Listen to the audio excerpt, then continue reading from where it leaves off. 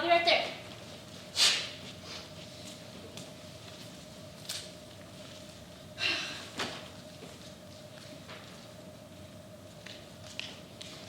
Jamie, you on headset? Check, check, check. Jamie, you there? I'm here. Okay, great. Erica, you on headset? Erica, you there? Erica's not on yet. She's still changing into her blacks. Okay. I'll come back to her. Joel, do we got a Joel? Here. Great. Do I have lights? You do. Wonderful. Who's programming for you today? Tammy, but she's in the bathroom. Here, you want me to test her headset, yeah? I do. Let me just...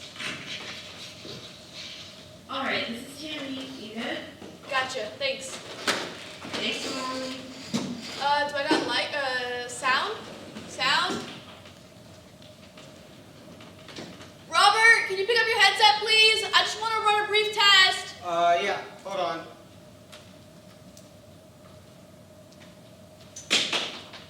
Here, you got me? I do. Thanks. Wonderful. No problem. Going dark. Thank you, Dar. Lights, go. Loud sound in the house.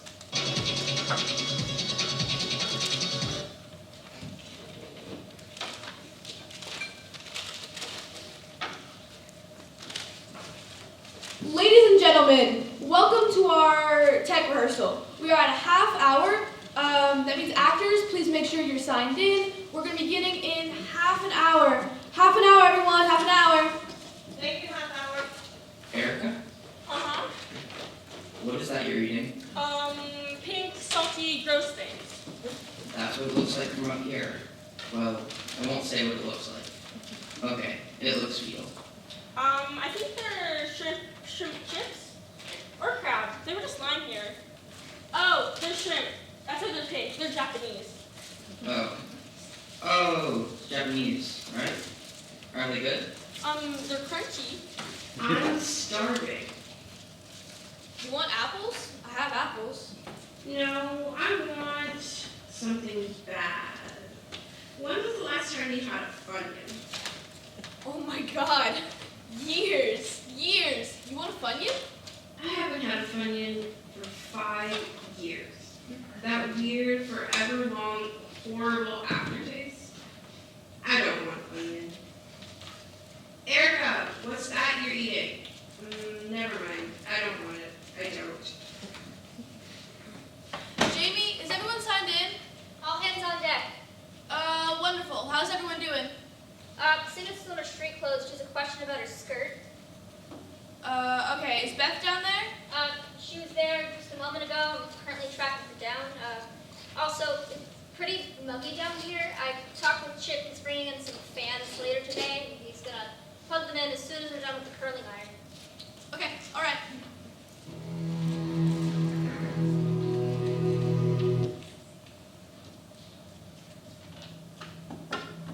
Can I see 116 at 70? Add group 17. Add group 16 at 50. Update.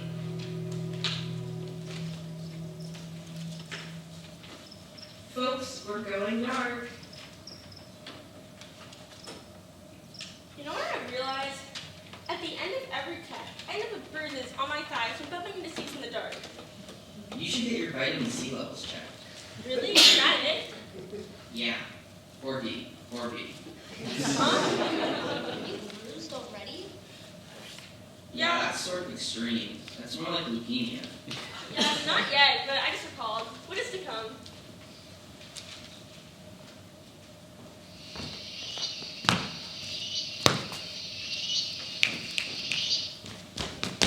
Hey, Robert. Yo. Which scene is this that you're messing with? Imps with index cards. Should be a bit more chocolate at this point, yeah? What I about the thought- Jaguar? Oh, yeah. I did that in later, then deleted it. Can we add it back in? In this scene, Yeah? isn't that a little cheesy? Is it Isn't it? further away, more in the distance? I'll give it a whirl. Kind of obscure, thank you. Do you want to specify where? At your discretion for the moment. We'll probably move it later on ultimately. Gotcha. Hey Joel, did you pick up my X-Acto from the table or did someone else? Nope.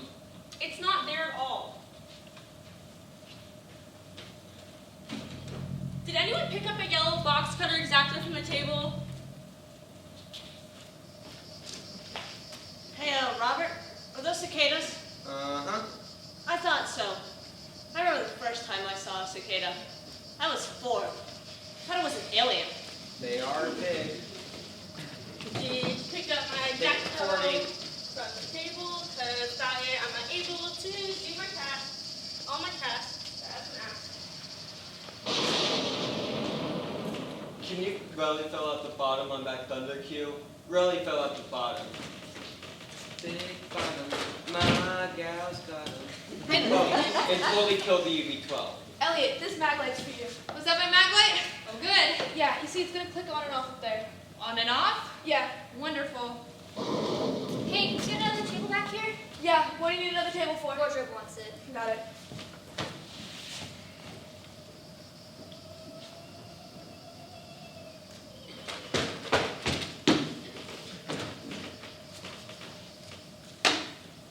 Okay, all right, ladies and gentlemen, we're at 5 minutes. 5 minutes, please. Places, 5 minutes.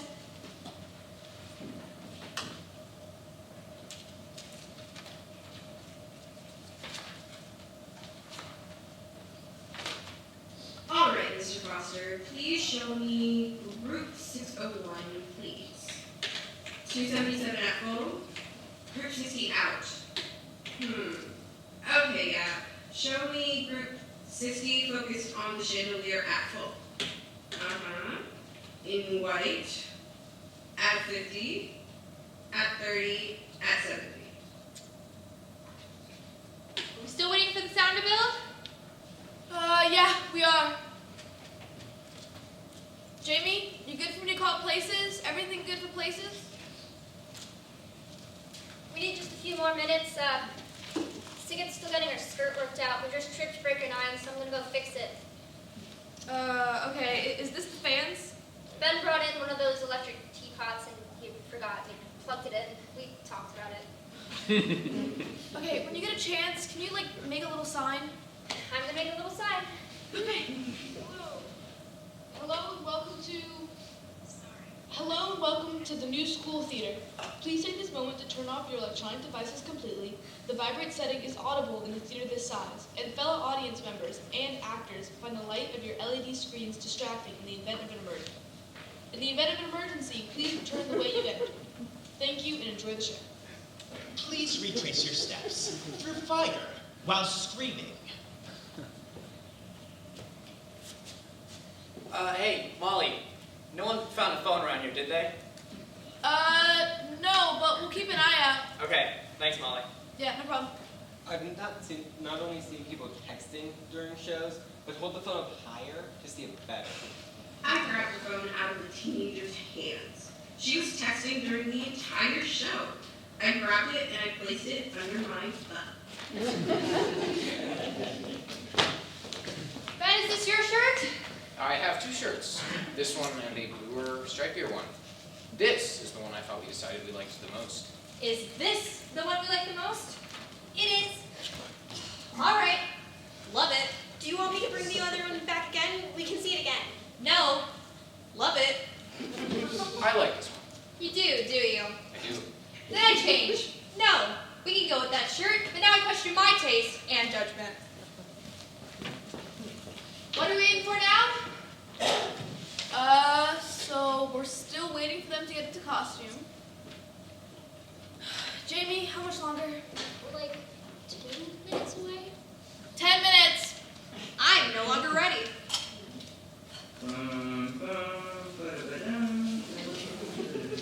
Guys, Keep rocking. guys, guys. Left the line. Guys, you're on the wrong channel. Oh. Sorry. It's okay. Keep it cool. Right. Going dark on stage. Is it drafty in here? My kneecaps are cold. My kneecaps get cold when it's drafting.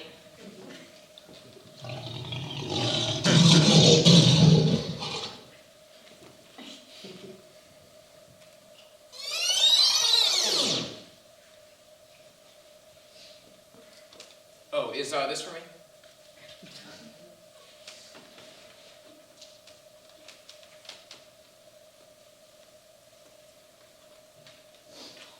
Jamie, you all set backstage? Ready. Erica? On my way. Fantastic. Folks, we're going to be beginning in just a moment. Is this one for me? No, but stay there for a moment if you would. Okay.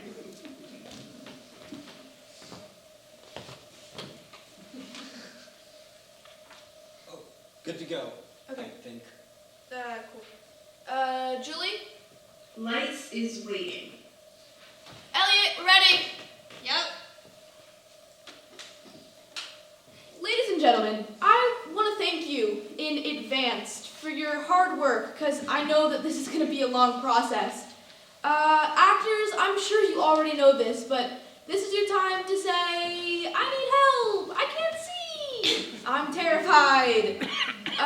Places at the top of the show. Places at the top of the show, everyone. Standing by backstage. Stand by lights, 101 to 102. House lights and sound, 1 to 3. Quiet in the house! House to half and sound 1. Go. House out and sound 2.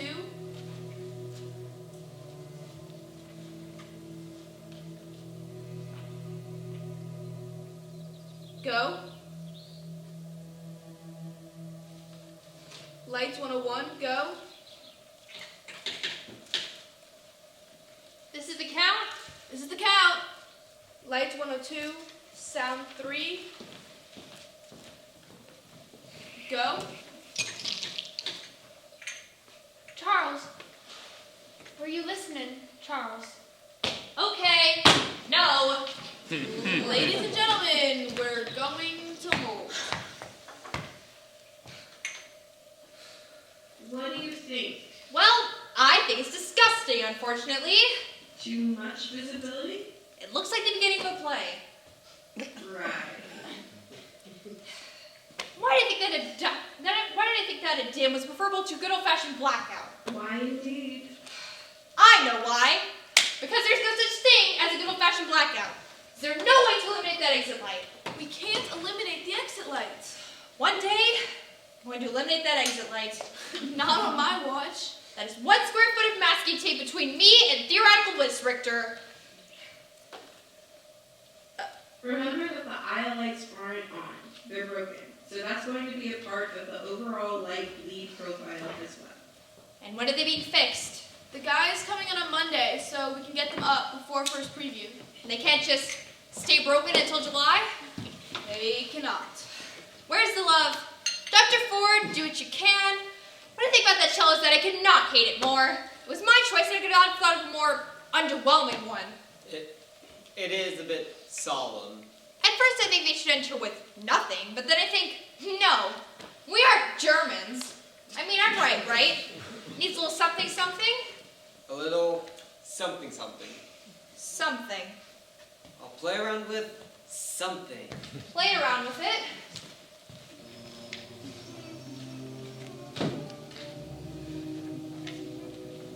What about the count at the top? It's long. Shall we try a 6 count? It's very long, but it might be good. Keep it for the moment. I want to hear it again. Got it. It's long. Uh-huh. Are we ready? Lights is ready. Need a second more. Okay. Good to go. Okay, cool. Elliot, we're ready to go.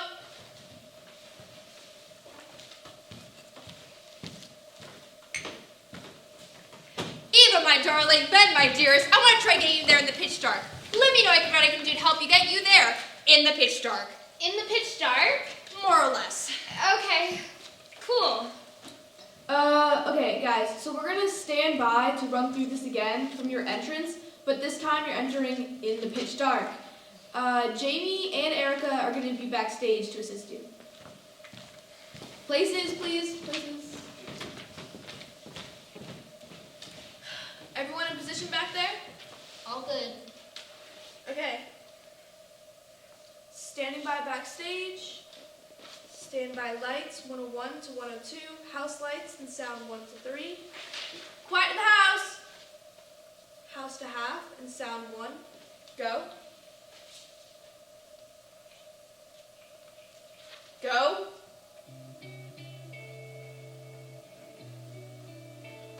House out and sound 2. Go. Lights 101, go. Sound 2.5, go. Lights 102, sound 3.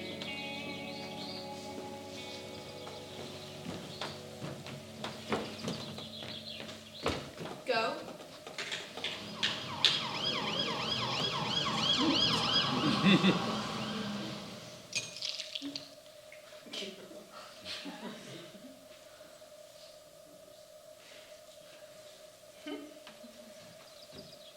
Reality 1, fantasy 0. Well, that's no good. Hold. Yeah? I can't see a damn thing. Yeah, I can see that. You know, there was the bright light, and then there wasn't really a lot of time to adjust. I didn't have the first clue. Maybe, if we had time to adjust.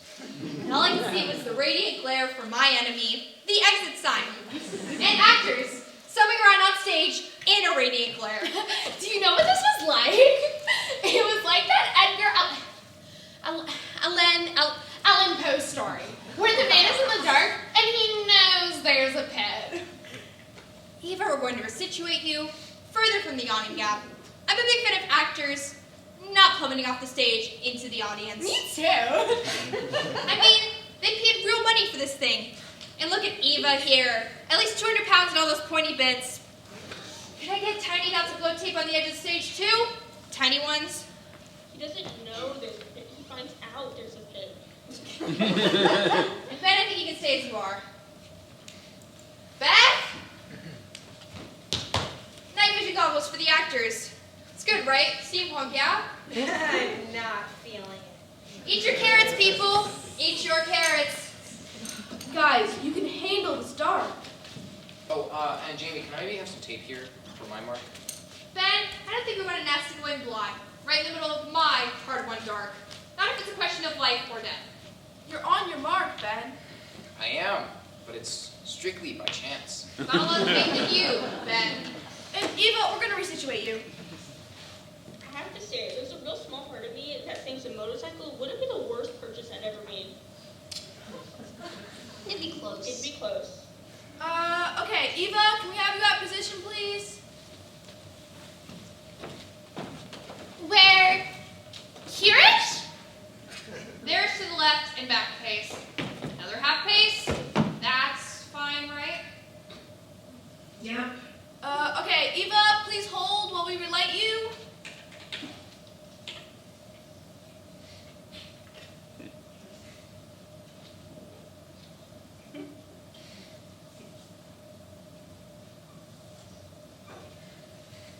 Oh, this light is so bright. I feel like it's judging me.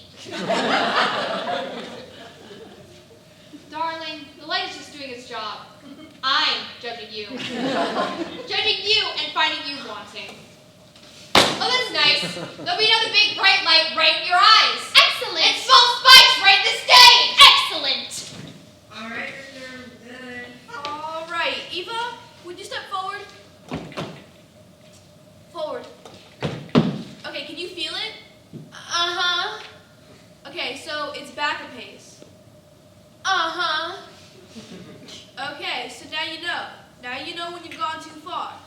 Would that we all had a glaring light, so let's know when we've gone too far. Hey. Oh, Hey, So Elliot asked me to give these to you.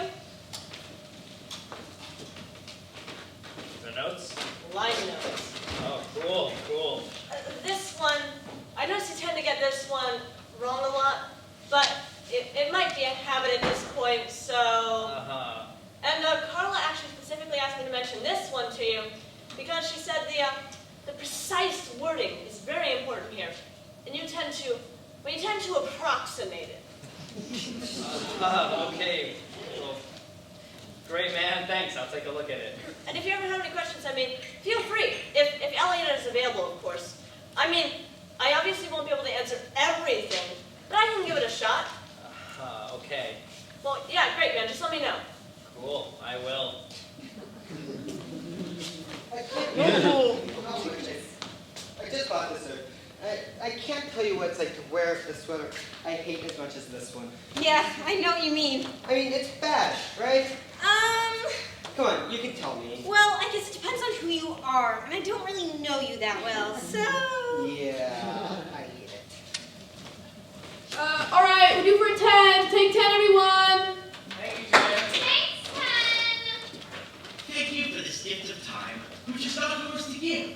Thank you for stars, for space, for the pounding of my heart, for tender spring at this first evanescing summer, for the wild fall, for holy words, the glitter of my breath in the winter, for a surging of hope, for a moment of peace, for glances which make everything pause. Thank you for my every shuddering orgasm. This is sarcasm. Thank you, Ted.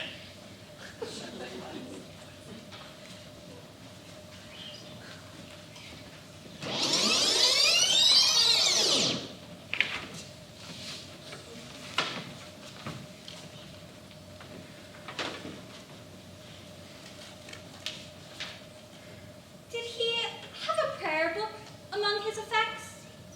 Not among them, no, but I have no reason to believe that every single one of his possessions were retained. You do not think from one of their comrades that they would steal? I do not think that they would regard it as stealing precisely. Sailors have a notoriously fluid notion of property, and they drink a great deal, many of them, and that makes them worse men sometimes, since they really know how to be. Do you think that Richard drank a great deal? Can we hold, please? Ladies and gentlemen, we're holding, please. Who's eating oranges? Do you want a piece? I want just a piece. Bless you. Consume tight. Thank you. I'm starving. What about a sandwich? Is that what you're doing? Are you eating a sandwich? I'm not eating it right now. You sound muffled. Like you can't hear me? I can hear you, but it sounds a little like I'm hearing you through a sandwich. How about now? Oh, that's better. Let me know if you want half. If you're starving, you're welcome to half. It's in my backpack, in the corner of the booth. The black one, top pocket. You're welcome to half. Of your sandwich? What kind of sandwich? Salami and Swiss cheese. What kind of bread? I thought you were starving. I'm starving for something really good. Salami and Swiss cheese might be really good, but it teeters on the precipice of the question of the bread. 7 grain. 7 grains, like from where? From the store. The grocery store? The grocery store, normal. 7 grain bread. Toasted? No. Mustard? No, just mayo. 1 leaf of lettuce. Okay, I'm going to pass. Thank you very much. You're good in a pinch. Are we? 5 minutes. Oh, never mind. Now I have a handful of orange peel. Getting better. Hold here for a sec, please. Choose 66 out. Delete 332. This is the state of 53, please. And while we're at it, we might as well look at that transition. That transition is rickety, rickety, rickety. Julie, you're gonna work the transition as well? It's rickety. Gotcha. Show me group 30 focused on the back wall, please. This is just your pro forma reminder that at this rate, we're not making it through the work list by the end of the day. This is not a surprise, surely. Just your pro forma reminder. I hear you. Actors, when we resume, we're going to be taking it from the transition. Oh, hey. Hi.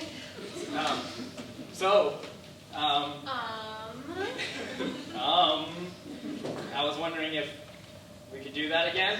Maybe with dinner involved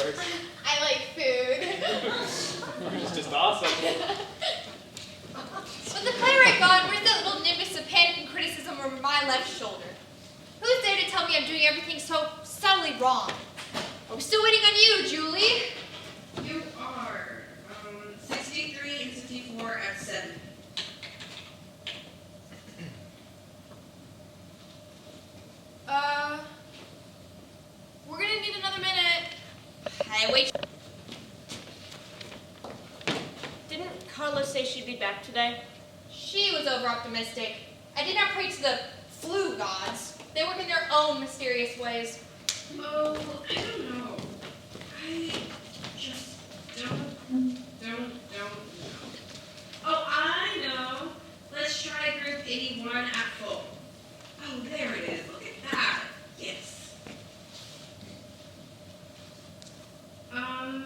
Groups 26. Oh, God. Group 26 and group 381 and 161. At full. Group 26 out. 85 at full. Undo 86 at full. Tim, are the focuses absolutely hot on 61 and 70? It feels a little bright in the center, and I'm wondering if there's a way we can just kill one. Kill 62? Oh, don't kill 62. Kick it down by 10 points. Reverse 71. There we go, that's tidier.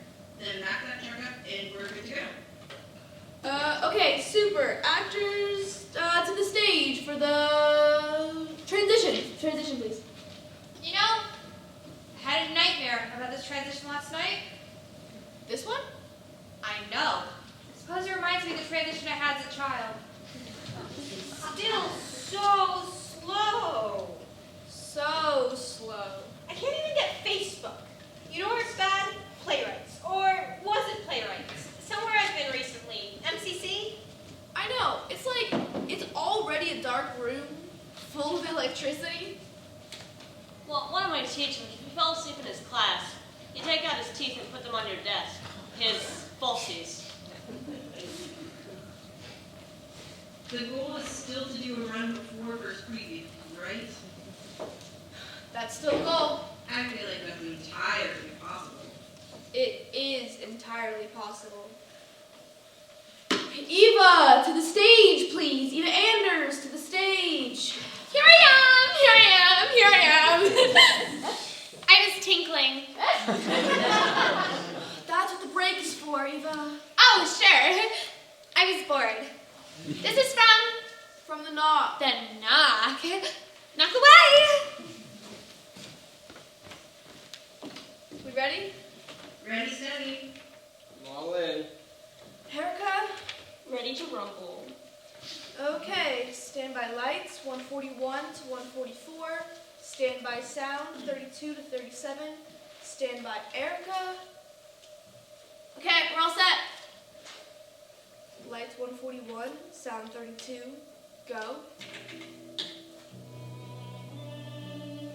Erica, go.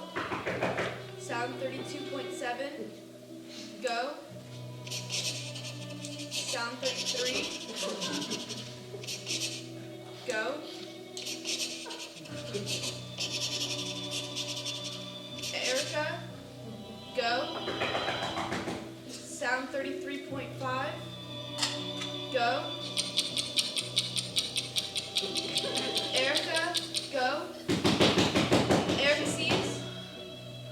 Wall, lights 142, go. Sound 36, go. Lights 143, go. Wall, go. I can hear scuffling. Lights 144 and sound 37, go. That was a lot of scuffling. Do you want to go back? Do we need to go back? Guys, that was noisy. Any problems? Just noisy. Sorry. We're fine. Consider yourselves warned. Moving on, ladies and gentlemen, moving on.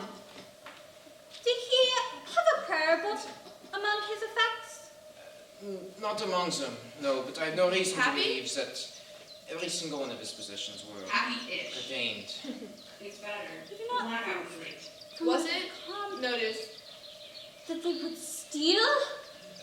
I do not think that they would regard it as stealing precisely. Sailors have a notoriously fluid notion of property, and they drink a great deal, many of them, and that makes them worse men sometimes than they really know how to be. Do you think that Richard drank a great deal? I know for a fact, ma'am, that he did not. Oh, I'm sure he took it hard from time to time. Most men do, and he would have been regarded as unfriendly if he did not. Unfriendly. No, that is one thing that could never be said of Richard. That he was an unfriendly boy. Or man. Friendliness is considered a great good by men. By mankind. A friendly man would not. Bugger. One second, No, I got it. A friendly man will not. Bugger. To account To for account your for your fault. fault. He will enter into your vices and support you out of fellowship. I have never been a friendly woman. It would have been simpler to be friendly. It would have been easier to be friendly. It would have been simpler. And I am much the better for it. It was a lesson Richard never could take. He rejected it with my milk, I suppose. I couldn't nurse him. Did you know that? He never mentioned it. Well, I want to thank you for taking the trouble to tell me of his burial. There were very few things in his possession, and I have given them to you. There is an old apple tree in your orchard at home. Richard climbed upon it many times as a boy. That tree. It was half rotten, and those apples never were worth eating. He said that you forbade him to climb. It's in all good reason, as he recognized at the time, but that tree, he said, was his delight, and he clambered upon into it whenever he could. Daily. Daily he came to grief in one way or another. I think I punished him every single night. He said that he nearly died climbing the tree. He was on an upper branch almost at the top when it gave way suddenly, and he fell only 10 feet below him before he landed only by chance onto a lower branch, and he landed directly onto his stomach. The wind was knocked right from him, and he fell again, but finally managed to catch hold of another branch, and he hung there, heaving for air, sure that he would never go, knowing he could not hang on, and yet hang on he did. To this day, he doesn't know how, didn't know how. Until finally he gains the strength to haul himself up. He lays there that night in the crown of the tree, thinking that every hour, this was an hour he might have never existed. It was spring, and he watched the day wane to a curtain of white blossoms. So the last light caught them, and they were translucent and gold, and then ghosts and fragrance. I'm quoting him there, of course, and he said that he heard you calling for him, and finally, when it was quite night, he climbed down and returned home. You were terribly angry, he said, and sent him to bed even without the supper. But he never spent a happier evening listening to the voices of his friends down by the fireside below. I don't know if he ever told you that. No. Never did. I would like very much. I would like a cutting, if I might, of the tree. I have a tree of my own in my orchard at home, and I could grasp the cutting to it. There's no chance it could take hold. I know this is an odd request. That tree. Lightning blasted it 2 years ago, and it burnt to the ground. They took out the stump this spring. I'm very sorry, Mr. Westerly. I'm glad Richard had such a good friend. Well, that is a disappointment. Perhaps I can offer you one of his toys from his time in the nursery. There was a lion on wheels. He would pull it with a string. I am fond of it, but there are other toys that bring similar memories. No, ma'am, you are too kind. I would have never raised the topic, but for the tree, I'm sure that each one is precious to you in its own way. Well, it was kind of you to come. Hold, please.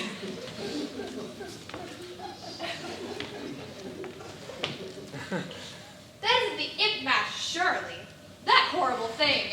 It's an option for the imp mask. I hate it.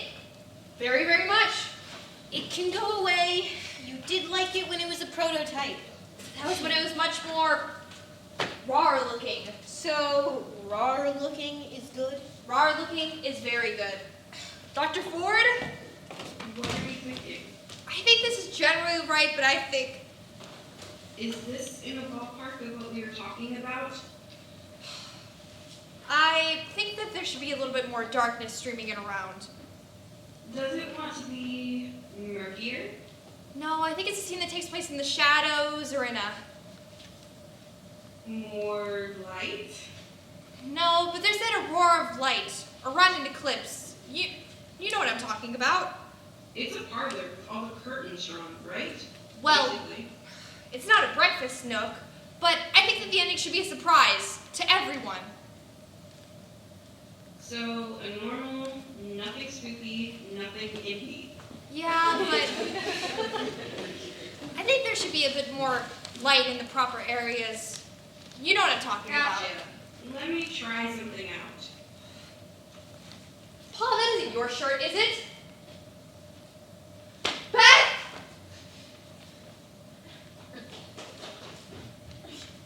Beth, that isn't his shirt. That's not the shirt. This is my own shirt. And what happened to your shirt? I purchased this one online. It belonged to a duke of the period, and then I altered it a little. I thought it would be right if the cuffs were filthy. Guys, Yep. I think we should go with the actual shirt. I think something that very much characterizes a very fastidious dresser. Very, correct. To all appearances, in the eyes of the world. Yes. But do we see him? Do we see him as the world sees him? Do we see deeper? Let's go with the actual shirt. Would you like for me to change right now? No, but in the future, let's move forward with the actual shirt's planned. What are we waiting for now? Or can we take it from the tree moment?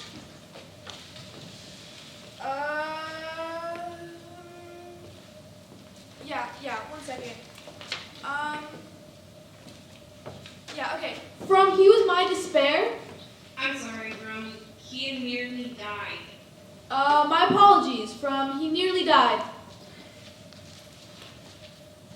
He said that he nearly died climbing the tree. He was on an upper branch almost at the top when it gave way suddenly. He fell only 10 feet below him before he landed only by chance onto a lower branch. Put yourself to the test. Where are you? I am in my study. Carstairs' study. My study. What do you hear? Sure, that he would let go knowing he could not get on. Those are not the sounds. Concentrate! All right. I am in my study. I open my eyes. What do I see? A wallpaper. An exquisite wallpaper. Extremely expensive. I chose it myself, this particular paper. I make those selections.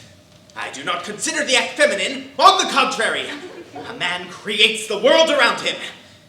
And to do so, he must see ruthlessly. I must see ruthlessly. Even the most particular eye dulls with the days, with the passing of... dulls with the days. And it has been years, I now realize, since I have looked, really looked, at this paper. Hands pressed against the paper. Carstairs' hands pressed against the paper. My hands pressed against the paper. Describe the hands. Your hands. These are your hands. They are large hands. There is something broad about them. Almost the hands of a laborer. Hamish. But not ham hands. There is force in them. Tension in them. Delicacy in them. They are hands which understand tactics. Hands capable of almost indescribable subtleties. Upon the keys of a pianoforte. Upon the bodies of women. Describe the paper upon which these hands are pressed. See it. Really, truly see it. It is dimmed with cigar smoke. And time and lesser souls grasping for fashion have finally, after the years, found a dim approximation of his original aesthetic insight. Of my insight. This is a kind of paper you see in many drawing rooms nowadays. Never quite so nice. Not as good, but good enough to the undiscerning eye. Fools might look at this paper and think of the paper which lines their own walls with satisfaction, in the belief that they themselves have approached a kind of a mark. Although it could be clean, it is no longer select. Tomorrow, I will have it torn down, ripped away. I will choose anew. There was a moment of panic, a thrill of fear, for I saw what was about me, clear-eyed. And then days passed, years, custom, habit, and I failed to see. I failed to see the years passing. This paper, the paper which lines my study, it now trembles on the cusp of the banal, the ordinary. And I have realized it only just in time. And I will grow older.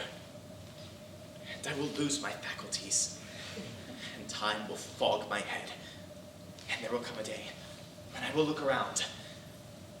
And I will realize that everything around me, all the works of my hand and eye, have been surpassed long ago. Long ago. And I will realize that I too was surpassed long ago. My hands pressed to the paper. Outside in the passageway, a gabble of voices. Well, it was kind of you to come. Never mind. Never mind the gabble of voices. Hold, please. Okay, is this our lifeline for this scene? This is our regular. Love it.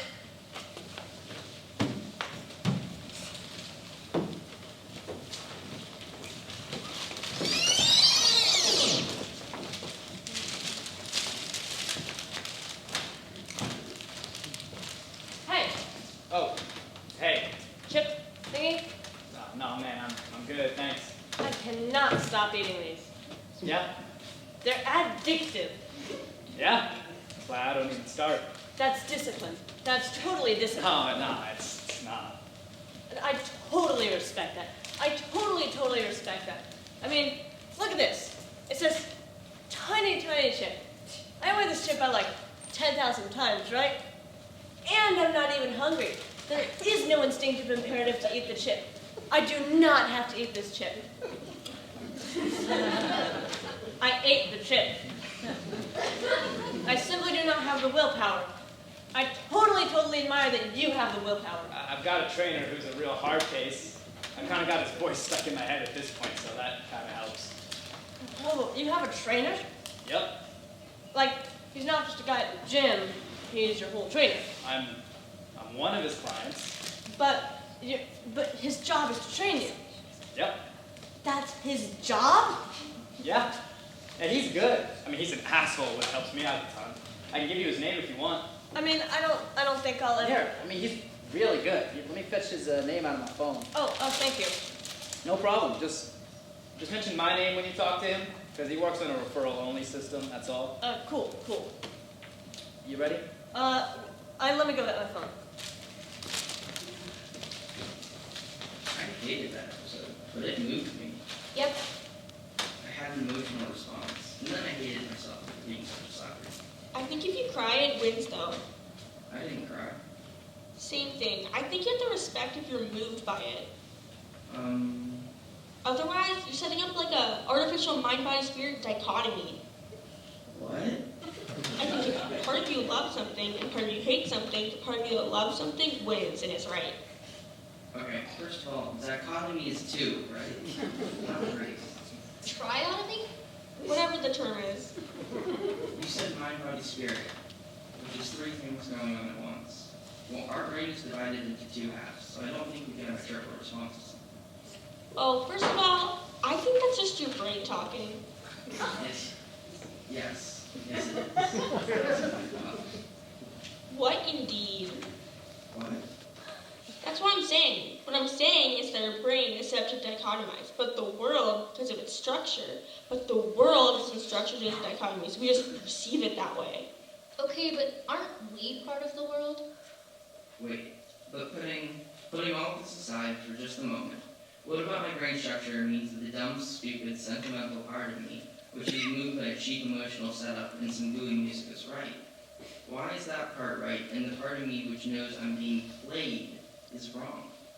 I think people learn to be ashamed of things. And it's actually not that easy to move people. They just make it look easy, but it's not. I was trying to think the other day, I was trying to think about how I don't think I've made anyone cry in like a moved kind of way. Even accidentally being a jerk, I don't think I've made anyone cry more than like once. But I've definitely never moved anyone to tears. Huh. Me neither, come to think of it. I did, once. Did you? Who? My dad, I told him, well, he was dying of cancer and he was on a lot of meds, so he was sort of susceptible, I think. But yeah. Yeah, that counts. 917 917 434 434 1390. 1390. Jake's trainer. His name is Ricky Cortinez. Ricky Cortinez, personal trainer. You don't have a six-pack or anything, do you? Well, actually, yeah, I do. I mean, a small one. It's not like a major. A six-pack? Like I said, he's a hard case. I am so not gay. Not that there's anything. I just want to say that if I were gay, I would not ask you because I feel like you would. If I were a gay guy, I'd probably be a lot more chill, a lot calmer. Uh-huh.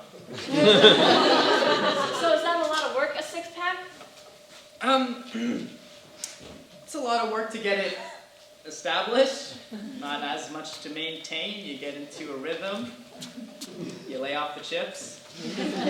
You see, my issue if I had one is I'd be looking for excuses to whip it out all the time. I'd be like that guy who always happens to be ripping his shirt.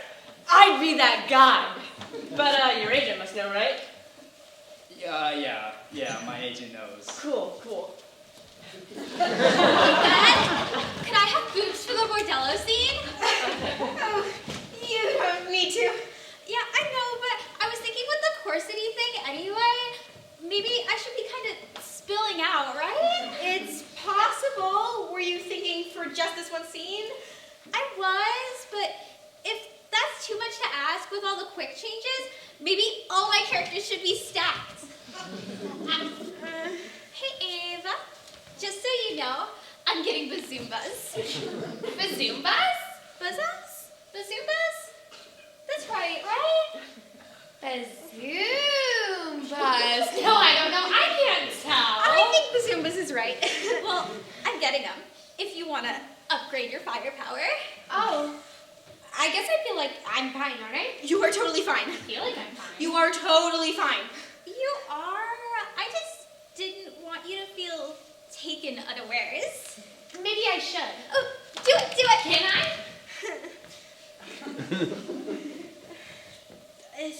Just don't go hog wild. Those dresses are fitted. Hey, Elliot. Just so you know, we're going breastier for this. What? Boobier. Eva and I are going boobier for this. You don't mind, do you? This is strictly between you two girls. Women. Whatever Beth wants is fine with me. It's fine with me. It doesn't mess with your mise-en-scene or anything, does it? Again, whatever Beth wants is fine with me. We must increase our funds, Dear Jesus. Should we ask Carla? Carla? If this is part of her conception of the characters that they, As far as I know, Carla said nothing during the auditions about breast size and character. But I should still put this in my notes, right? Yes. By all means.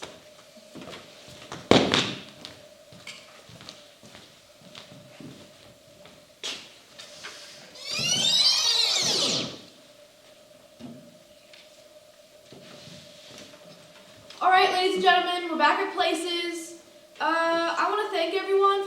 focus. We have 4.5 hours left to go of today, and 2 more days to go in total. So I want to thank you in advance for continuing to maintain patience. We're at page 34. Page 34, ladies and gentlemen. Yay, page 34!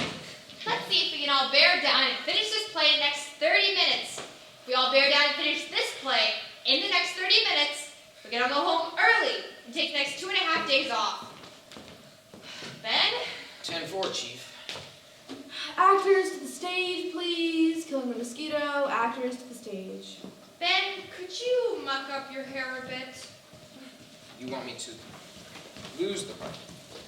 I just wanted to have a divide between the forest and the other scenes. You mean, like, craziness? I want it to look how it usually does.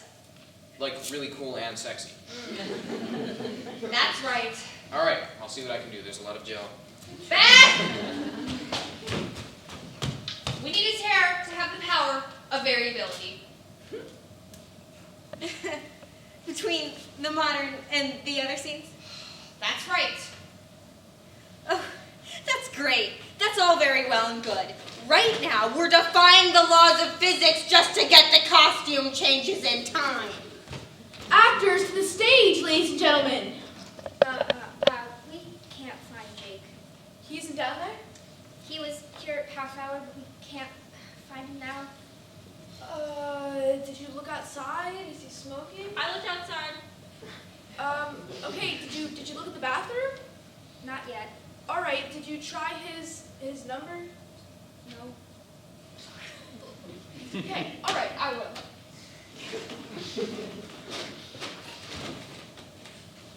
Come on, people. Hup, hup. Hup, hup. Hup, hup. That isn't a term you hear every day.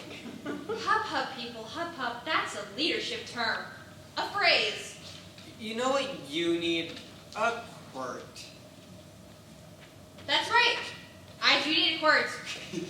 Ben! You're going to need to provide me with a quirt. A quirt? With a quirt. A quirt. Yes, woman, with a quirt. Spell it. Q-U-I-R-T. Q-U-I-R-T? You'll want to look it up. I'm not going to look it up. I'm making an executive decision. No, there is enough nonsense in my life. I do not need to know about this ridiculous thing, this quirk thing. No, it is so clear to me that it's not actually important. Whatever the hell it is, I'm ordering you as your leader.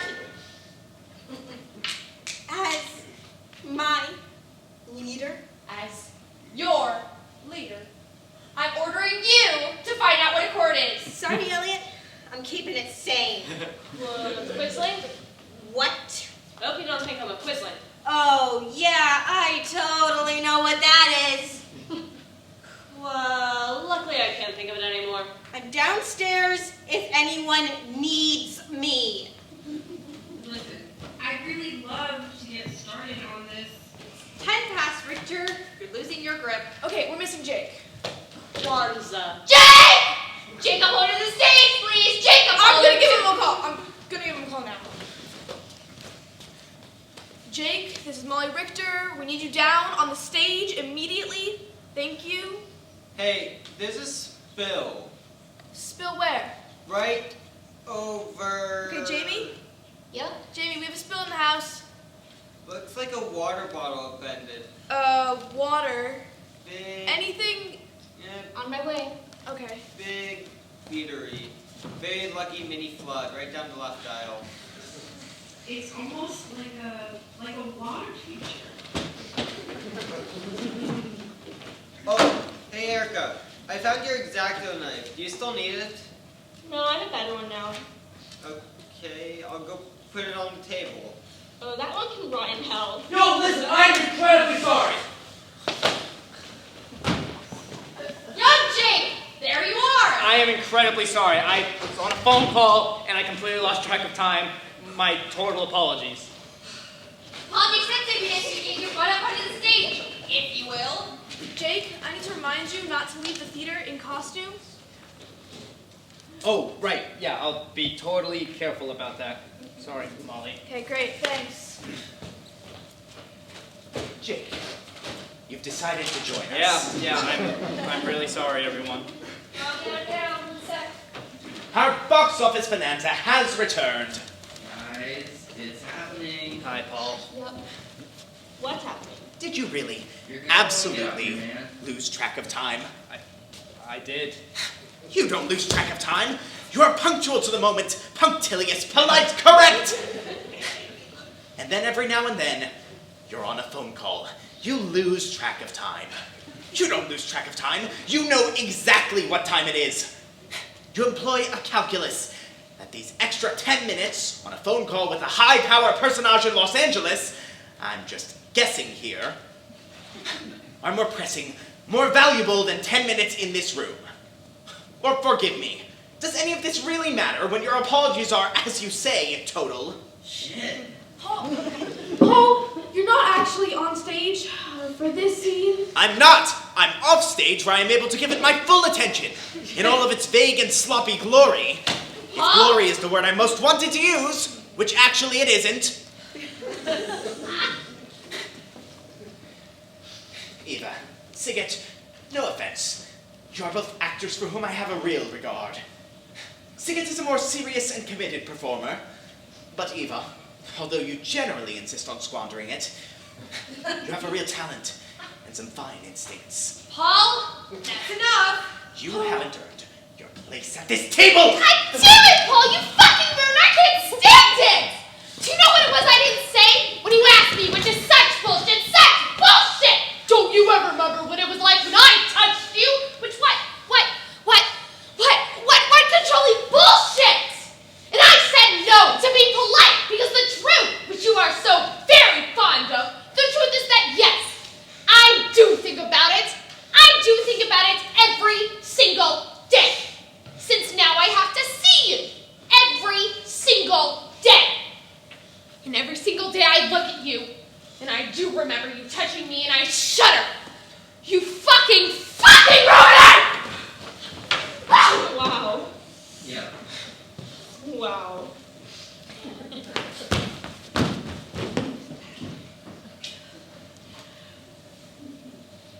Richter, why don't we call it 10 minutes? 10 minutes, everyone. 10 minutes. Young Jake, a word with you, if I may. Richter, I'll need 2 of your cigarettes. Yeah, sure thing. Do you smoke? Oh, no, I don't. No, But you can, you know how to. I do. Let's step outside and have a smoke. Thank you, Richter. Oh, and you'll need this.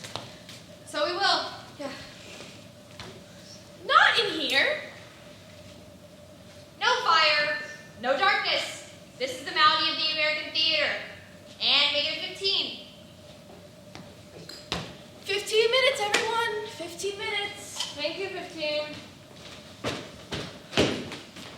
Ladies and gentlemen, this is our 15-minute break. Please make sure you're back on stage in costume, ready to go in 15 minutes. 15 minutes, everyone. 15 minutes.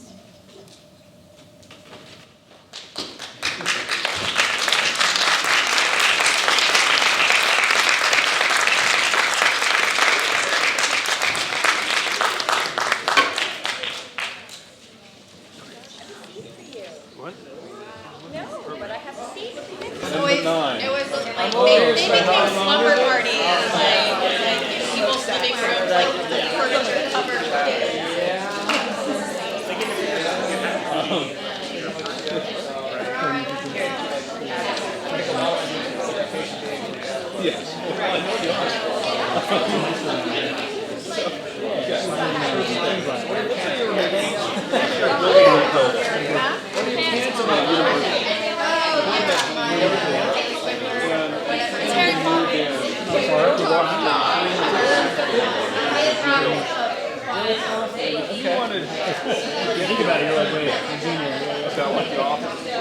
I saw these hundreds of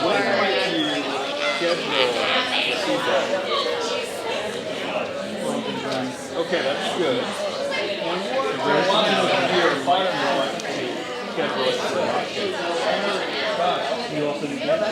Yeah,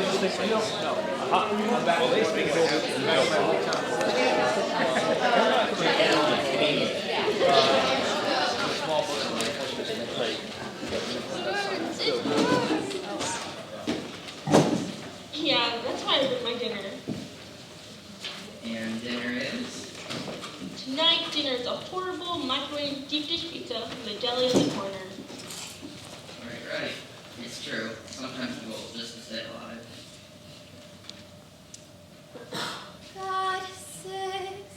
Goddesses never seen with swine. Goddesses never seen with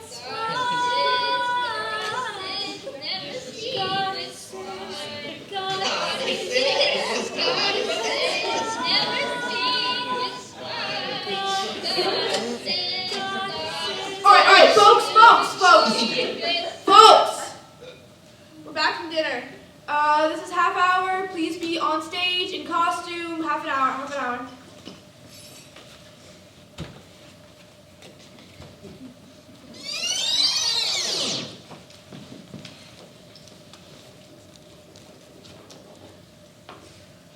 Is this how downstage we had it in the rehearsal room? Should be. Is this really how downstage we had it? That's where it's been. It should be. Really? Problem, Eva? It feels strange. It feels kind of weird to have it out of my peripheral. Tell you what, Eva, why don't you move to where it's most comfortable for you and we'll go from there.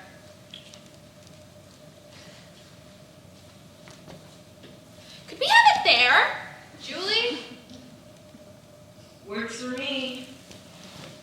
Alright, we're going to sort this out during the break. For the moment, just release everything. We all good? 1 moment.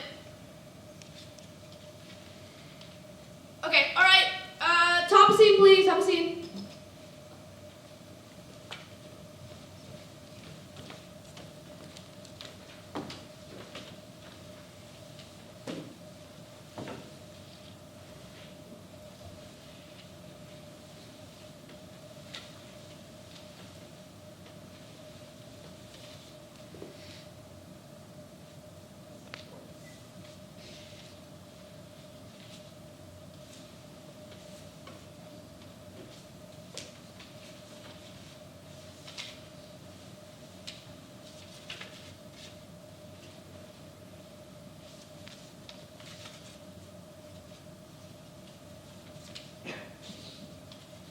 My dearest Charles, you ask about my person.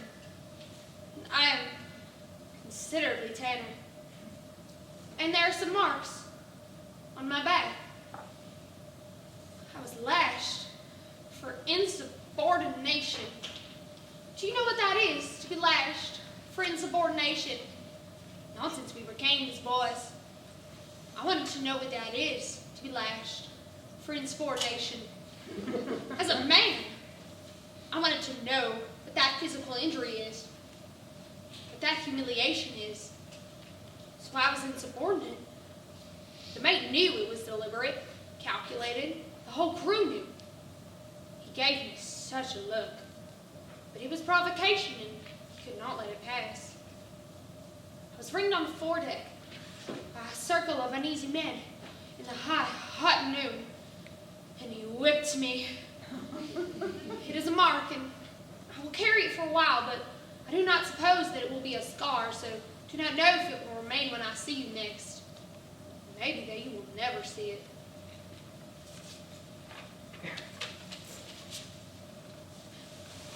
I lashed the man. I said to the mate, let me do it. He said, you will spare him. He was a man I was friendly with, so the mate supposed I meant to do it to go easy on him. I said, no.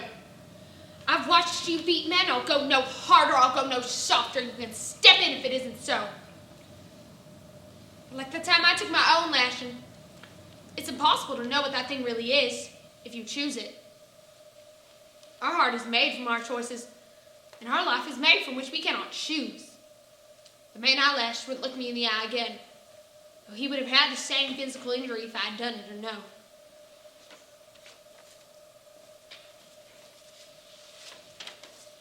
You have me thinking about my body. I've been looking at my gut. It's a solid gut, not a jelly one. And I don't mind it. It's a man's accumulation of matter. I'm proud of it even, in a way, but then I will see a tawny boy, 19, 22, stripped to the waist, clammed with a rigoner, swabbed the deck all muscle and all flesh. And I remembered that that was what I was. And I used to think there was a real virtue in that. It wasn't vanity. It was the value of nothing extra, clean and strong and trim, like a sail. My body isn't what I used to believe in, and if I'm honest, it's not what I believe in now. So are we really not cutting that last letter? I mean, I will do it if I have to. It's just, I thought we were cutting it. We're doing the letter. As far as I know, Carlos told the fans about the letter. It's a great letter. It's a perfectly great letter. It's just, when I say it, I feel, in advance, I know. I feel the audience die quietly inside.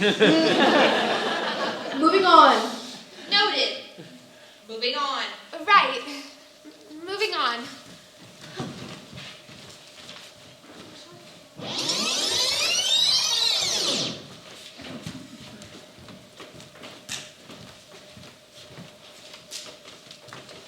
The first time I saw Paul, I mean, like, in the flesh, I was in a Richard Foreman show. I was a dwarf. You were in a Richard Foreman show. I was a dwarf. I thought you got stuck straight into LA. I mean, this was 7, 8 years ago. Fresh out of college, a dwarf, and very excited to be a dwarf. I mean, I couldn't believe it. That was beyond my goal at the time. I had exceeded my dreams of glory. And I was on stage one night, and I saw Paul in the audience, like 5 feet away or something. And it freaked my shit out because I had studied him, like, in school. Paul. Yeah. I guess in retrospect, I had a trainer a teacher who was pretty hip. I mean, I didn't know. All I knew was that he was being presented to me as as a total member of the canon. What was this class? It was called Downtown Theater NYC. Was a class? Bennington. Oh, yeah, sure. So I'm on stage, and I see him, and I literally don't even remember what happened next. All I know is that I went into intricate mental and emotional places to become the best dwarf possible. And then afterwards, I looked to one of my other dwarf friends, and I'm like breathless. I'm like, how was I? How was I? And she turned and looked at me, and she was like, you were fine, man. You were fine. I saw him in everything I could see him in. I had wanted to do the theater again, but when they said it was, I was like, this is heaven. I probably should have said something to him, but I don't know. I was shy. Yeah, that might have helped. The first time I saw him, I was seeing some show at Nada, which is this long gone kind of dive theater, low ceilings on the Lower East Side, kind of dank. Yeah, I know Nada. This is long before your time. Well, I know of it. From the class? No, I think just from around when I got here, it was a legend. Legend. History, man. It was history. When I got here, people were like Nada. Ben. Yeah. You were looking for your script. Oh, yeah, great. Thank you. Yep. History. History? That's hilarious. It was cheap. It was extra cheap. Cheaper than other places, which are now long gone. People talked about the 90s. Right, the historical 90s. Well, it was dirty. A lot of people loved it. I never really liked it. I don't like the low ceiling. The low ceiling can be hard. Intrinsically hard. A high ceiling can be hard, too. The Ohio's hard. Well, the Ohio's... Yeah, that was my time. Right, yeah, I forget. So, but that's when you first saw him. Sure, yeah. I just been in the city a few months. I applied to a conservatory training program. I was going to be a Shakespearean actor, but I didn't get in. So I moved to New York because I didn't really know what else to do. And I met people, and they said, you have to go see this show. And so I went to go see it. And I didn't know what it was. I had no concept how or why or where it would ever occur to anyone to do that. And then in the middle of all of this was this person, Paul. And then I didn't see him in anything else until about 6 months later in another tiny place, and I thought, huh. And then the third time I saw him, I don't even remember what it was he was in. It was so terrible, but something clicked, and I thought, I want to work with this person. And it was like I had this goal, and I shook my fist towards the heavens, and I didn't reapply to the conservatory. And then about 6 weeks later, I was cast in something with him, and I couldn't get up my nerve for like 2 weeks. And finally one night we were at drinks, and I said, you know, and he couldn't have been nicer about it. He really made a point to be encouraging, which meant the world to me. I had an offer. This was a year later, a year and a half later, and it wasn't for sure, but they wanted to, take me out to LA, look at me for this pilot, and I didn't love the script. I didn't love the role. I mean, I really didn't like it at all. But, there were big names involved, and it was a lot of money, so I was like, I should do this, right? Of course, I should do this. And I was troubled about it, and I ran into him, like, literally on the street, and we chatted for a few minutes, and I said, we're friendly, but we're not friends, so can I buy you a drink? And it was actually kind of hilarious. We rotated in place, and there was this bar right behind us, this fake Irish pub, and we went in, and we talked for hours and hours. And then, called my agent and said no.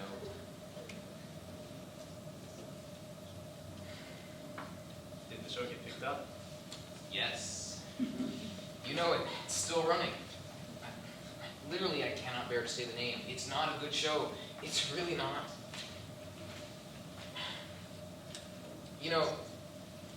Half of the time I think, if I had said yes, I'd always be one of those people who wonders what would happen if I had said no. I'd be one of those people who says, I have all the money in the world, and yet I have given away that which is priceless, my honor as an artiste.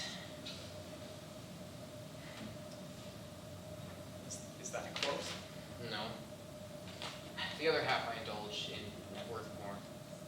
It wasn't a solid offer. I imagine, this is something you struggle with yourself from the other end of it. Oh.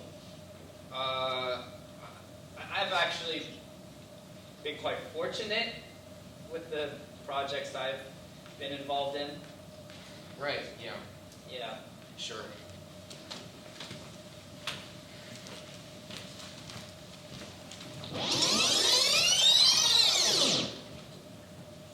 Can we hold a moment?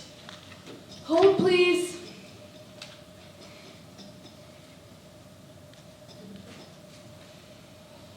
That was late on 254. Was late.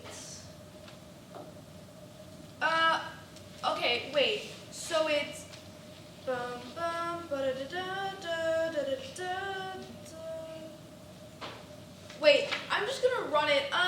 Stand by sound 63, sound 63, go.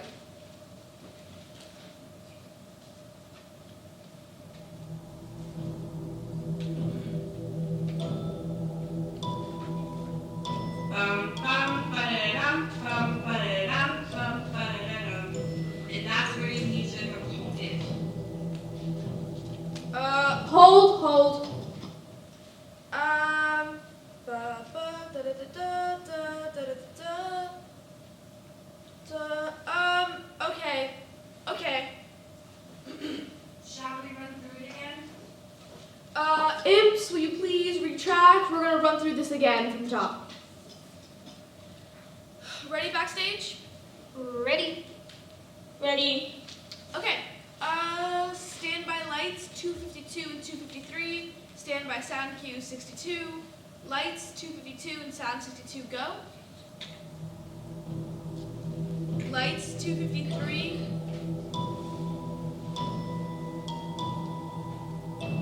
Go.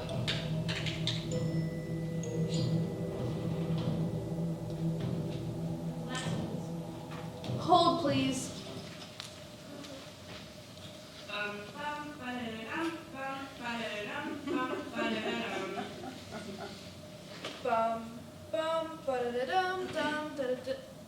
Okay, you know what? I'm just gonna take a look at this additionally on my break. Why don't we run through it again? This? I don't know that at this point this is the best use of our time. If I'm going to cut the cue, it's simpler to just do it now. Why don't I run through it on my break? It's a hat on a hat. Anyway, honestly, why don't I just cut it? Cue 254, delete, enter. Imps, we're gonna take it again from the top. Sleepers, please reset. How's it going back there? Seems to be going, Erica? Uh-huh. He's right there, right? Uh-huh. So you can't say anything, Uh-huh. but he's there. Mm-hmm. How's he seem? He's wearing the right shirt. No. I mean, Erica. Uh-huh. Because you sound really cagey. Probably if you just said words outright, it would be better. You sound super secret. He's asked us, before, to stay off headsets if we can, when he's waiting to go on. It hurts his concentration. Jesus Christ. You guys, please. In a nice way. He asked in a nice way. To refrain. If it's not absolutely necessary. Here you go. Aren't you supposed to be paying attention to something or something? Chill, guys. Just chill.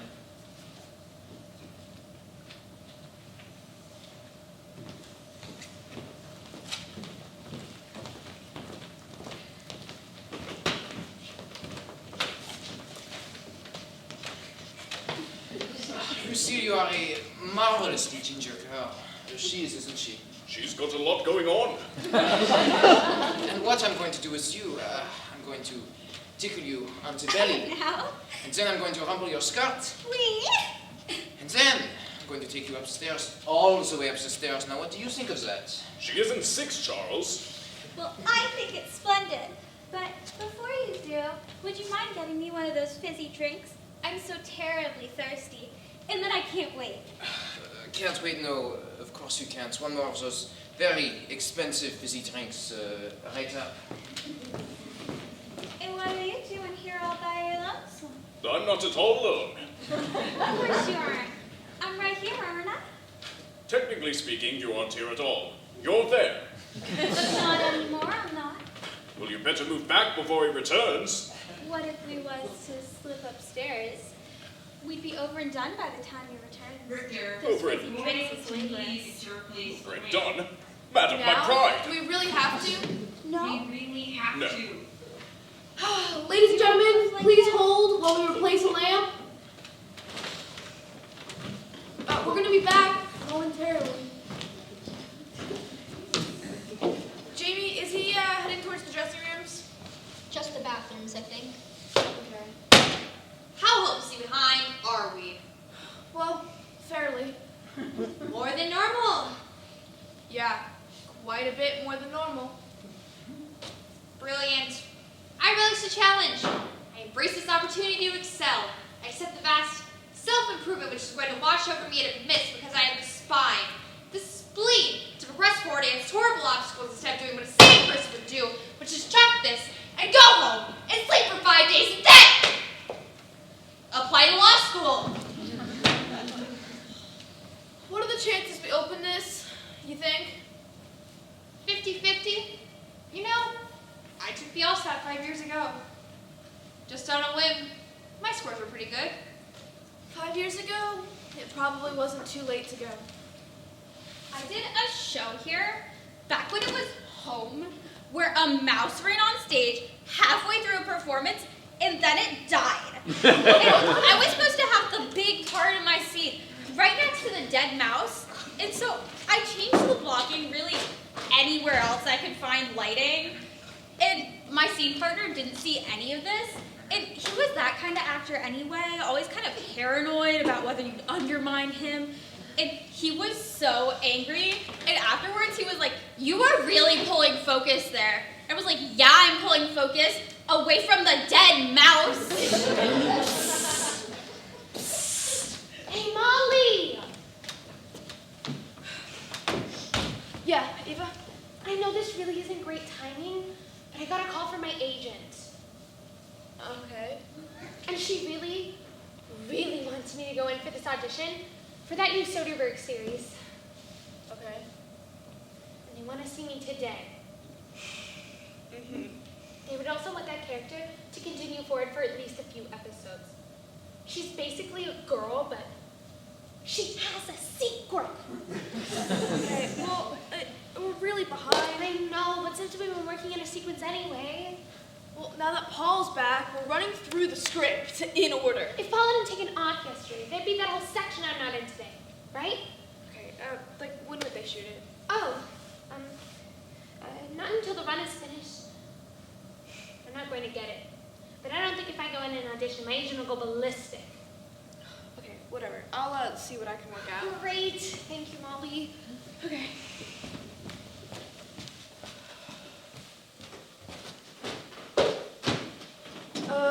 Okay, all right, we're back.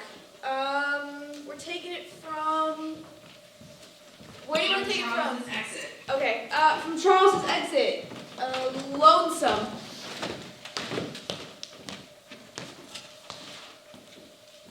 And what are you doing here all by your lonesome? I'm not at all alone. Of course you are. I'm right here, aren't I? Technically speaking, you aren't here at all. You're there. Not anymore, I'm not. Well, you'd better move back before he returns. What if we was to slip upstairs? We'd be over and done by the time he returns. Those fizzy drinks is laborious. Over and done? Madam, my pride! You know that? No. You a puff like him? The puff? What makes you think Charles is a puff? He's here, isn't he? I know the type, don't I? Who better? They're steady trade, but the girls don't like them. More than half the time, they can't make a go of it. I would think you'd find that a relief. It's a lot of effort.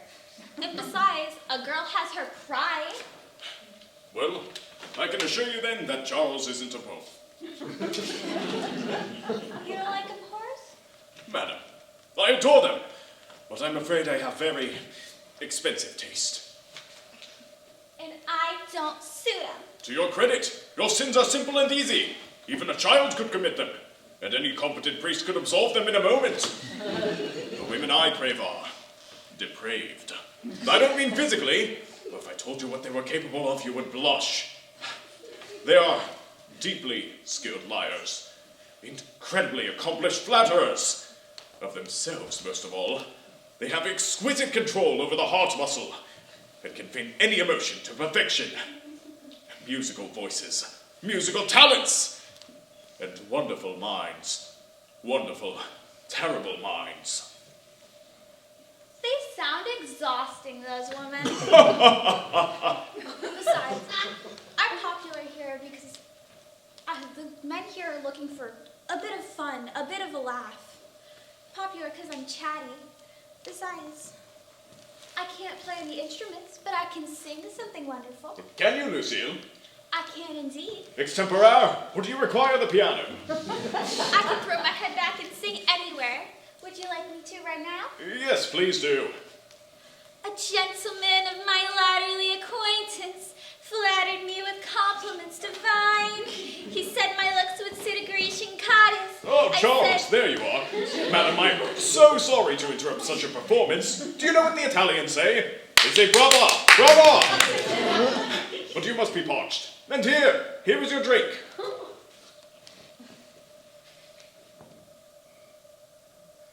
Mickey has stinted me on the gin again. I must go have a word with him. I'm entitled to my portion when a gentleman buys it for me. You don't. Charles, you really don't have to go through with this. Through with what? Oh, Lucille, you aren't bored, are you, Carstairs? Not at all. It's not so often I'm entertained at such a breakneck pace. But wouldn't you much rather go to the club and sit back with a glass of port?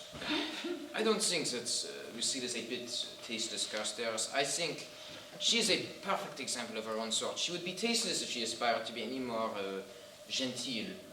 But she's a bouncy girl, and that's how I like him. And when it's not an appetite I am proud of, it is mine. And like many men, I do fall prey to it even when my friends or reason do not approve. And I'm raring to go, Carstairs. Not to put too fine of a point on it, but raring to go. Maybe drink has made me injudicious, but there you have it. Charles? What, Carstairs? This is a brief life, Charles. Tomorrow crowds forward and overcomes us. Tomorrow what? Nothing. Here she comes. Darling, you don't mind if I call you that now, do you? Well, Mickey says that he put the right amount of gin in my drink for a weak one, which is what you paid for it. Next time, buy a gel, don't you? If a drink doesn't make your eyes cross the first time you sip it, it isn't festive. This is what I say. Come along. Or would you rather stay here with your fuddy-duddy old friend than with me? Go along, Charles. Unless drink has made you more than injudicious. Unless it has made you candid. What's that you say there? Unless it has made you know your own heart. I'm terribly sorry, Carstairs. You're simply speaking in riddles tonight. Lights, 305, go. I wonder, Ben, if we shouldn't rethink this exchange. Hold. Elliot, I'm sorry. Do you mind if we take a moment with this?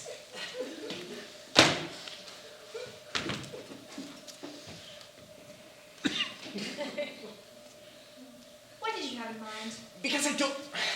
Right now, I just don't understand the scene as played. Okay, kill the monitors downstairs. Oh, I thought we had on Thursday.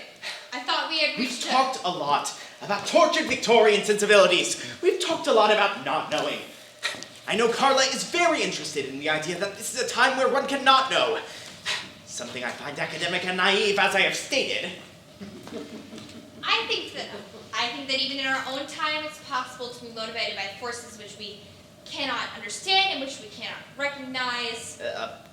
Of course, right? Obviously, I expressed myself badly on Thursday. We don't know who the hell we are, obviously. But given the scene as it is written, and the parameters of character as written, and Ben, I must of course apologize. This is not a criticism of your performance, which is as always well considered and detailed.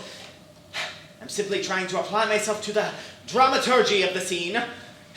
Frederick Carstairs is a man. Is a character. Is a man. And if he's plausible, I don't know, I suppose he is. I don't run in those circles, though I found a way to believe him so. Who does not traffic in futility. We see him in this scene repeatedly attempt to engage Charles on the topic of his motivations, of his real appetites.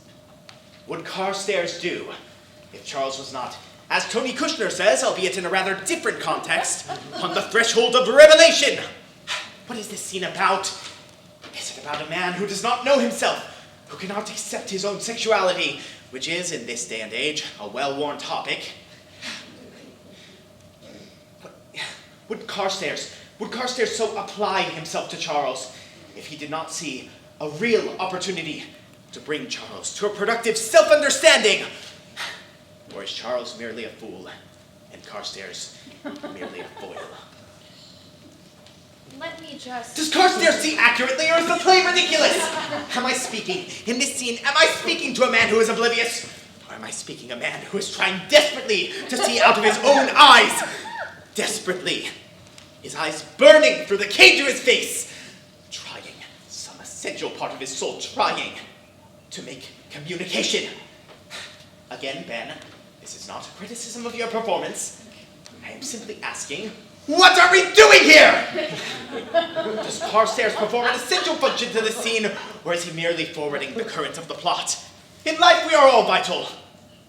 Must we not be so in the theater?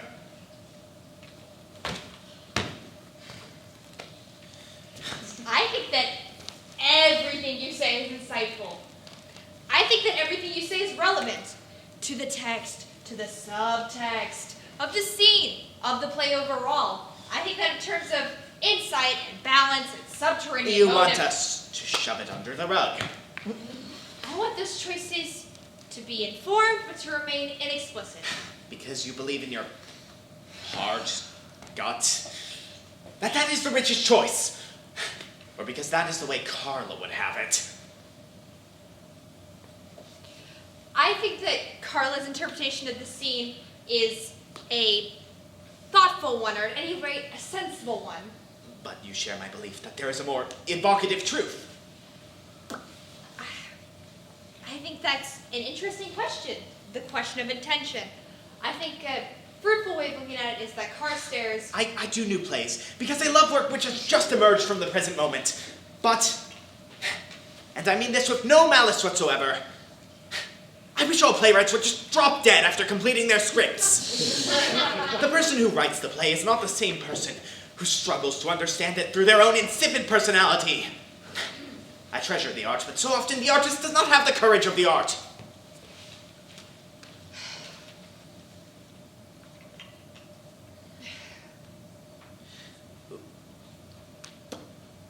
What if? What if instead of ending the scene on one of Carla's wonderful playwright, by the way, which is why I took this project, habitual, unfortunate, pretentious button endings, what if the scene continues?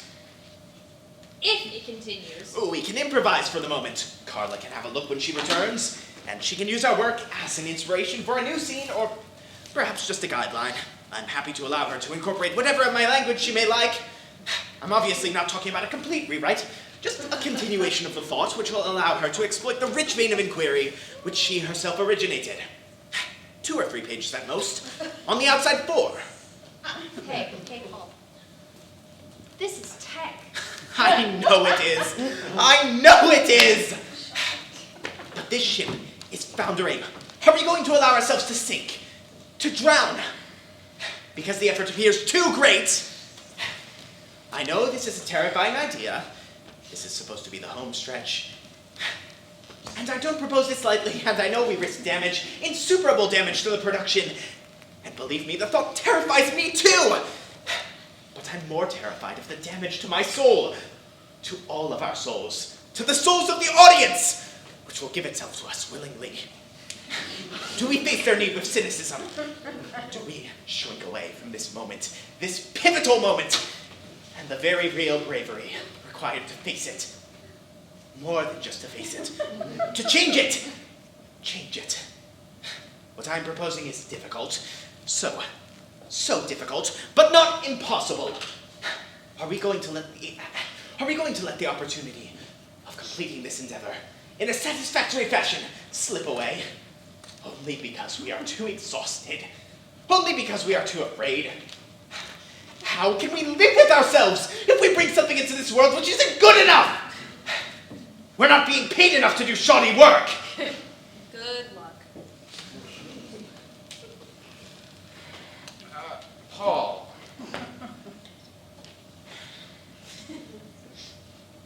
I don't think that anything we do will ever be good enough. You know, isn't that the condition of the theater? I mean, or if you really want to get general, of life? I mean, it's too much. It's too complex, too much of a task. And it's always going to lack. And I think that we have to find a certain beauty in that to stay sane.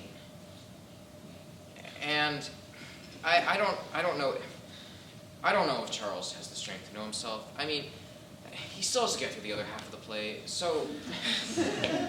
Let's continue. Let's continue.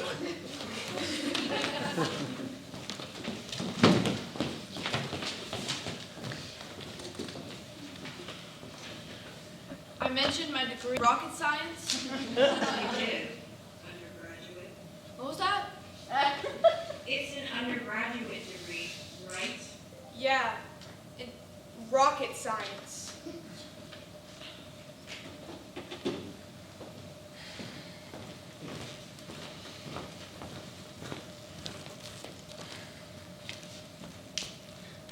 He says that you required him to whip you, but you stripped to the waist, and that he whipped you. Yes, if it's of any interest. It is of interest. In certain, currently very small circles, it is a point of fascination. I don't call you to account for all of your actions, Carstairs, and thank God for you that I don't. For our friendship, of course you don't. And I'll thank you not to go digging into mine. Don't you understand anything, Charles? Servants are not freestanding lumps of clay. They are human beings with human interests, and they enjoy a good gossip just as much as the next person. And servants, Charles, have masters. All of this took place in the cellar. It was very private. In a cellar! Wonderful. There are clubs where a man may go with this sort of interest. They are very discreet.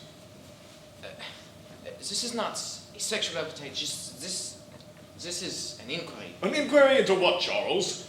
An inquiry into complete social humiliation. Whatever made you think Peter could be trusted to keep his mouth shut? I've bribed him handsomely, thank you very much. You may pay me back later. You would have botched the procedure. I've also threatened him and will continue to do so at irregular intervals. But you're going to have to raise his salary, and you're going to have to keep it very high. An inquiry into, but I only know how to say what. Charles, let me arrange an introduction for you. I assure you, this is not depravity.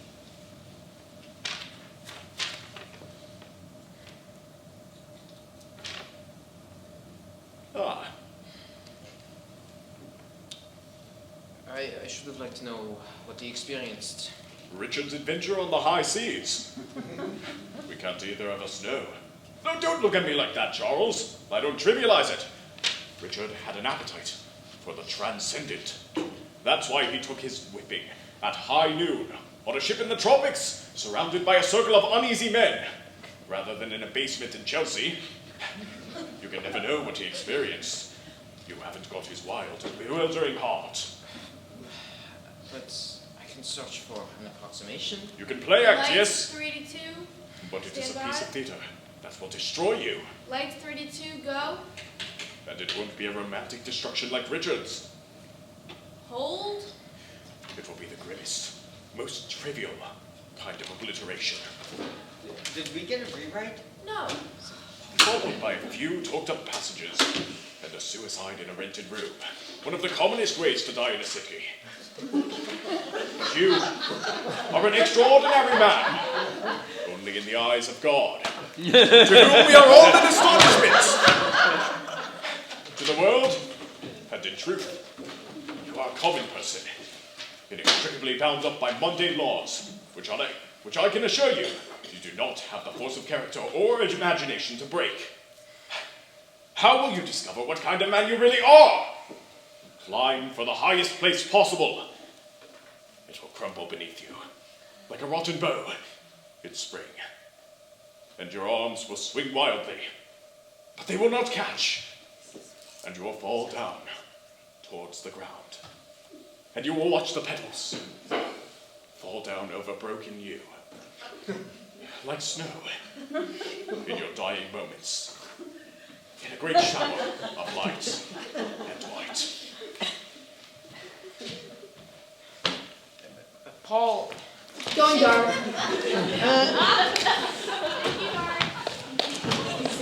Settle down, everyone. If it's better to light a candle than curse the darkness, maybe it's easier just to think the darkness. Quiet in the house. I need total quiet in the house. I'm going to be recording room tone. So total quiet in the house. Do you know what's so wrong? It might just be right. Olive bread, toasted, pepper jelly, and horseradish, roast beef, and manchego. Oh, I don't know, man. I think I might be onto something. When I put all that together in my head, it does not seem right. Erica, I cut myself you cut yourself. with my trusty X-Acto. Do you need a Band-Aid? This is one in the kit. I don't know. Yeah, I don't know. Well, put Neosporin on it or something. At least I've seen your trusty X-Acto. There's actually a lot Really? Already? How much? I think I cut it pretty deep. What were you doing? Let me come see. Well, it's Stay with me. Stay with me, Erica.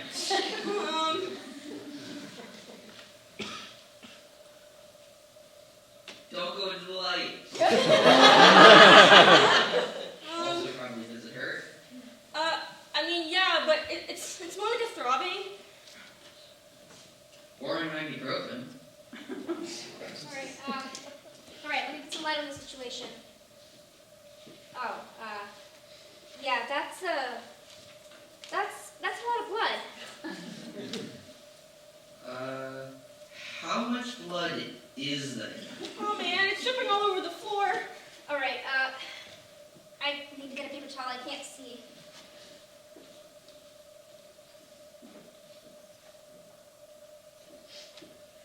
Alright, I think it's shallow cuts, though, that bleed the most. I'm gonna put some pressure on it and, oh god, yeah, this is really bleeding. Okay, now I'm gonna take a look. Yep, this is deep. It's pretty deep, right? It's deep. I actually think you should go to the emergency room for this. You're kidding. Alright. You should get a cab, you'll get reimbursed. How did you do that? I've got to let Molly know. No, don't tell Molly. I've got to tell Molly. If you tell Molly, she has to make me go. Hey, yeah, but you do have to go. Backstage, I need quiet. Yeah, I can't go right now. You have to go. I can't do the changeover for the split scene without me. It'll be sort of ugly in the first preview, but we'll work it Saturday. It'll be fine.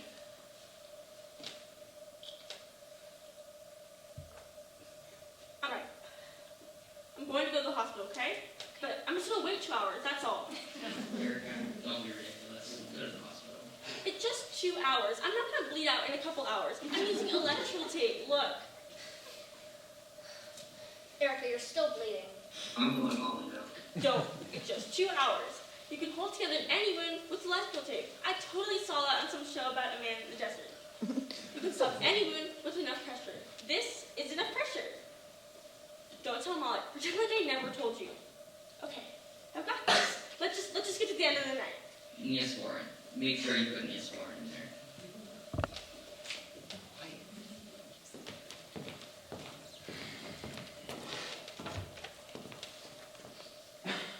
They gave me his effects. A sketch of Stormy Petrel. A notebook on which he'd written notes on native customs, and inside a few, but only very few notes on native customs. They said that he'd once said if anything ever happened to him, he wanted his best suit to go to the first mate who happened to be his size. And this is the last letter, unfinished, among the effects. He says this is the end of it all. A few clapboard houses and some natives. Meadows for 2 months in the summer, and the rest ice. The edge of the world, the boundary where man can live. I thought it would be some other thing, some sort of a spectacularity of some kind, but it isn't. It's only less than what it usually is. I feel unendurably close to you. Now that you're gone.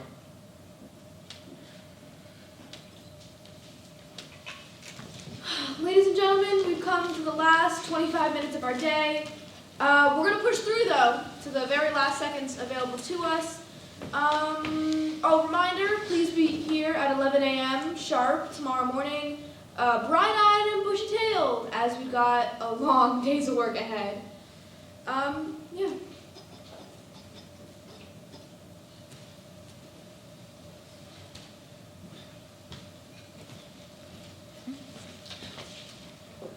When we were young, before we belonged to unions, we would rehearse late into the night. We would drink after. And in the mornings, we would stumble into black pants and leather shoes and button-up shirts and ties sometimes. And we would go to our temp jobs, where we would act like we were envied because we were actors. But actually, we were condescended to. And when we got to tech, we would tech through the night, even though we could afford so few lights, that we could only have so many cues. Still, we were young and raw and inexperienced, and didn't know what we were doing. And it would take all night, and there would be a fight, and one of the girls would storm into the bathroom in tears. One of the girls would storm into the bathroom in tears, and all the other girls would gather around and cope with it. One girl deputized to go in, console, rage with her against the director.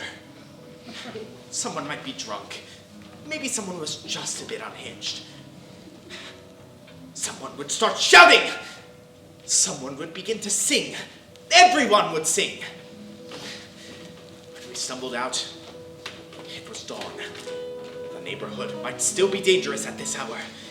In the milky light, the last predators, the ones who were still hungry, detaching from a doorway and ambling forward with a slow motion nonchalance. We made our way home without being killed, and we wanted more than anything to slip into bed and to call it a night. But we needed that complete paycheck too badly. Well, we had dropped too many days with the temp agency and were on probation. So we climbed back into our black pants and leather shoes, the shirt which badly needed a wash, which needed to be ironed. We found the tie half underneath the radiator for some reason, scuffed with dust. And we put it all on, that sour-smelling and crinkled ensemble. And we went to our clerical position, where only the copier girl noticed that we looked like hell. And that night, we went to the theater, and we opened the show. And we knew that this was a splendid, a glorious way to live. We knew that this was the best way to live, because we believed in what we were doing, utterly. We believed in ourselves, utterly. We were heroes of art. We were heroes.